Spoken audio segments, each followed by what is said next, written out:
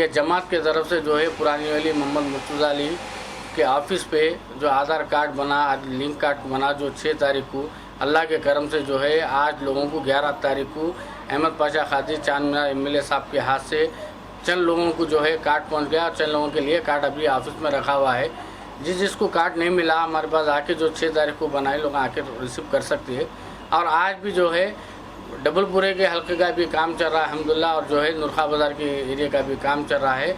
सिर्फ ये पाशा कादरी और असद साहब की तरफ से हिदायत पे काम